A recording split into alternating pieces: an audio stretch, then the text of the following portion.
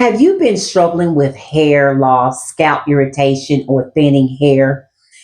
While everyone's experience is unique, many people struggle with hair loss, scalp irritation, or thinning hair.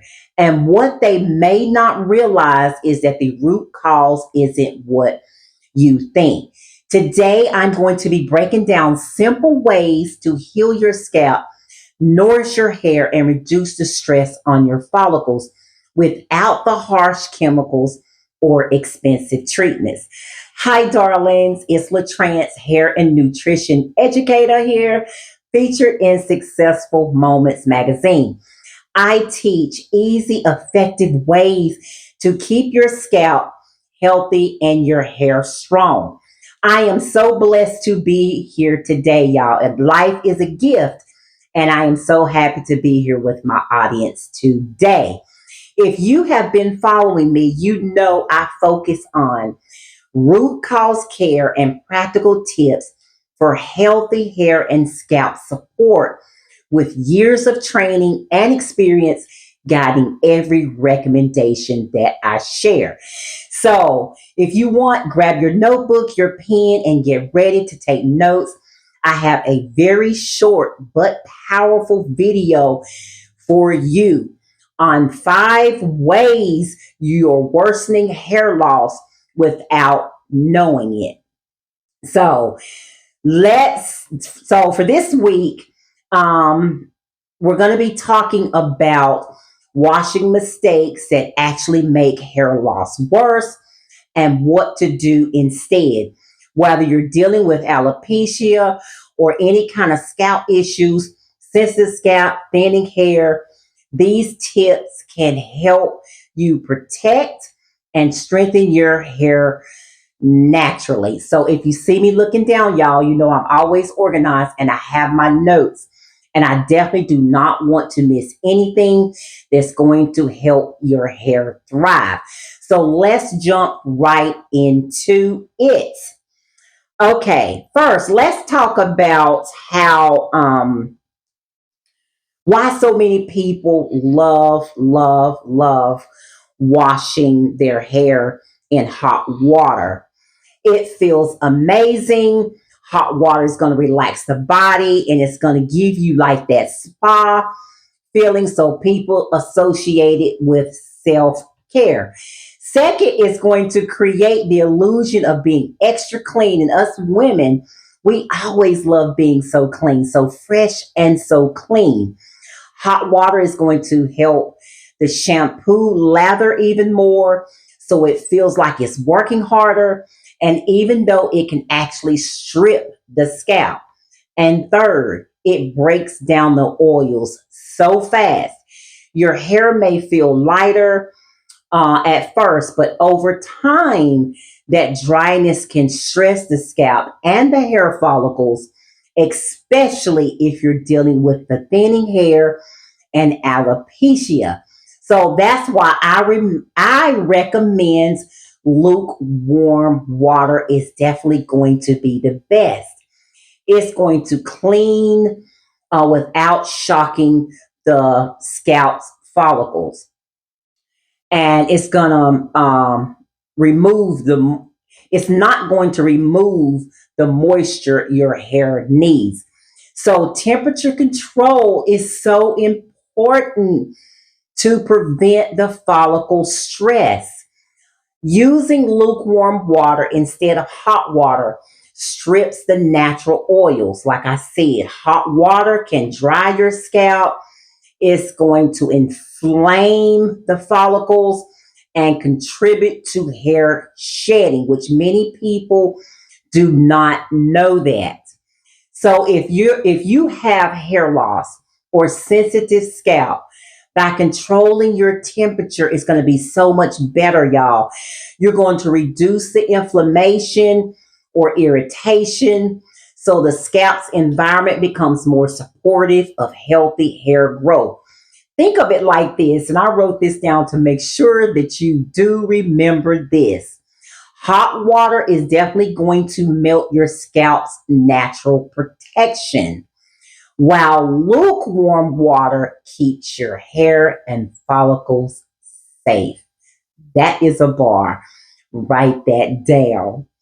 Many people ask me what scalp inflammation looks like, and common signs are going to be the redness, it's going to be itchiness, it's going to be soreness, tenderness, and sometimes flaking. So, just because your scalp feels itchy or dirty doesn't mean that it's inflamed. True inflammation is going to come from those common signs, which I just mentioned: redness, tenderness, soreness, and irritation. Sometimes mild itchiness scalp really does, it just means that we need to wash our hair. Just simple as that. No redness, no flakiness, no soreness. Hair feels oily. It can be sweaty from working out. It can have so much product buildup, product heaviness. The itchiness goes away after you wash. So that is so important. Number two, you want to avoid harsh sulfates. Sulfates in shampoo can worsen thinning hair. Now, don't come after me yet, people that use sulfate shampoos. Let me explain. Sulfate strips oils, it dries the scalp, it causes irritation, it weakens the strands, it fades color, and it disrupts the pH balance. I want you to look for gentle, fragrance free cleansers. Some people think sulfates are fine, and for healthy scalps, they are often true. If your scalp is very oily but not sensitive, or it's inflamed or prone to hair loss, or sulfates may not cause immediate problems.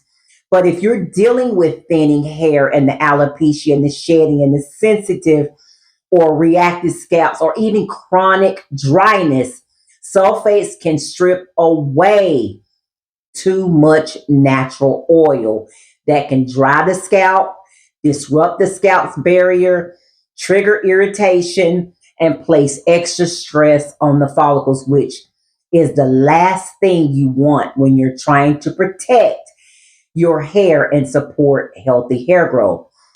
While some people with healthy scalps, y'all, now here we go for the normal scalps that tolerate sulfates, I generally recommend sulfate free for everyone. I will always recommend that.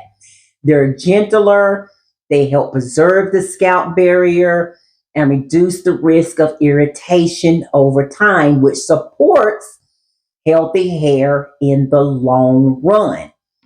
Number three, common problems people have with shampoo. Everyone's scalp is different. If your scalp, your hair is dry, wash less often. If you have oily scalp, you might need to wash a bit more. Dry scalp, stretching your wash days longer, and see how your scalp responds. Oily scalp, if your scalp gets greasy quickly, you may need to wash a bit often. But I want you to focus on gentle sulfate free shampoo to remove excess oil without causing irritation. Pay attention to how your scalp responds. Flakiness, itchiness, or even heaviness can tell you if your routine is too aggressive or if it's too mild. Washing too infrequently for scalp type. The goal is balance. A clean scalp that's healthy, that is calm, and supportive of hair growth. Your scalp is definitely going to tell you what it needs. So it's so important to listen to your scalp. Remember, I always stress this a lot too. Journaling helps track what works on your scalp and your hair. Know things like how often you wash, what products you use, what temperature you set it on, how your scalp feels each time. Over time, you'll see a pattern and know exactly what keeps your hair healthy, strong, and shedding free. I know this might sound a little tedious though when I tell you this at first, but once you get in the habit of paying attention to what your hair needs, it becomes second nature. Your scalp and hair will start telling you exactly what it needs, exactly what works, and listening to it gets easier every day. Number four, you want to rinse thoroughly. And I have had clients that come and tell me that they use these conditioners and they leave some of it in their hair thinking that is helpful. But the conditioners that they're leaving in their hair is conditioner that they are supposed to be rinsing out. If you are leaving conditioner in your hair, you are harming your scalp. You're clogging your follicles. You leave only conditioners that you're supposed to leave in your hair is leave-in conditioner. So make sure you're reading the instructions on the back of the shampoo and conditioners that you are purchasing. You want to rinse those gently without roughing or scrubbing your scalp. Product residue can build up around the follicles, which a lot of people don't know, and it's going to trap oil, debris, which may clog follicles, trigger irritation, and create an unhealthy scalp environment. So over time, the buildup can weigh down your hair, make it look dull and greasy faster, and interference with healthy hair growth. A thorough, gentle rinse with warm water helps keep the follicles clear and the scalp calm and the hair looking lighter and healthier. So I have a checklist here, and I want you to write this down if you like. But hair washing is so important on how you washing your hair as well. The fingertips, not the nails. You want to use the pad of fingers to massage your scalp. And I mentioned that in my scalp massaging video. Even with washing your hair, you definitely still want to use the pads and not scratch your scalp. Shampoo twice and rinse thoroughly each time. If you're someone who prefers using only conditioner, that's completely fine too. I'm sharing this advice kindly for those who do not use shampoo. So don't come after me and say, well, I can use sulfates in my hair. Oh, it don't do nothing to my hair. Well, that is your prerogative. Like I said, conditioner is fine because there are many people that do not use shampoo. But if you do use shampoo, you want to make sure that you are rinsing out shampoo, whether you use shampoo or whether you're using conditioner that you're supposed to rinse out. You want to rinse those things out thoroughly. Conditioner, you want to apply, then rinse completely. No residue whatsoever left behind. Being gentle and mindful, pressure firm enough to clean and gentle enough to protect the scalp is so, so, so important. I have a little warning here. Scratching your scalp with fingernails while shampooing, y'all, can damage the scalp over time. It may feel good, but it's damaging. It can create tiny cuts. It can cause irritation, inflammation, increased risk of infection, and even weaken your hair follicles, leading to breakage or hair loss. So always use the pads of your fingers to massage and shampoo gently and cleanse thoroughly without harming your scalp. Number five, more common problems people have with shampoo and conditioner. Now, this is a big one and something I get asked all the time pretty much about Latrans. What shampoo should I use? What conditioner is best for thinning hair? What is safe for sensitive or reactive scalp? Well, the truth is there isn't one perfect shampoo or conditioner for everyone. Most scalp and hair issues come from using products that don't match your scalp type, hair texture, or specific concerns. Using the wrong product for your hair type, like the heavy conditioners, on fine hair, is going to leave your hair limp, greasy, and weighed down. Fragrances and harsh chemicals can irritate sensitive scalp and reactive scalps, leading to itching and discomfort and increased shedding. That's why I recommend choosing gentle, sulfate free shampoos, fragrance free if possible. Conditioners matter so much, especially if your scalp is sensitive or you're dealing with thinning or alopecia, psoriasis, any of those scalp issues. You want to apply that conditioner mainly to the mid lengths or to the ends of your hair. You want to avoid the scalp if it tends to get oily. This hydrates your hair without stressing the roots. So use just enough product. More isn't better. Too much can leave residue and clog the follicles or make the hair feel heavy. So, to recap on that really quickly, always rinse sterile with lukewarm water. Control that temperature, y'all. Letting it flow gently through your hair to remove every bit of product without roughing and scrubbing the scalp is so important and really good. Having a healthy scalp environment for the hair to thrive, for it to grow. So these small changes can make a huge difference over time, helping you keep your scalp calm, hydrated, and supportive of healthy hair growth. Finally, y'all, knowledge is power. That's why I created a 5-page cheat sheet, Nourish Her Hair.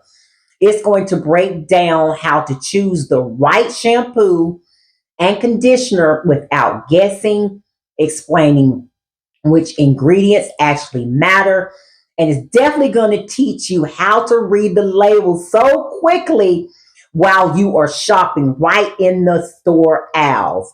It also includes a guidance for sensitive or reactive scalps and different types. So this cheat sheet is designed to give you clarity, y'all, confidence and control over your scalp care. So you're not unknowingly contributing to hair loss through poor product choices. You can start using this right away. So grab your copy. The link is in the bio or in the comments below.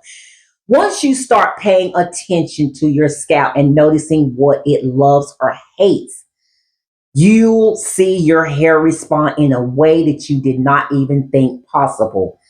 So, if you found this video helpful, make sure you subscribe so you don't miss more of my hair and scalp advice. And share this video with someone who else struggles with hair loss, thinning hair, or sensitive scalp. And like I said, always stick to these 5 tips that I have given you are so important for a healthy scalp environment. As always, thank you so much for watching.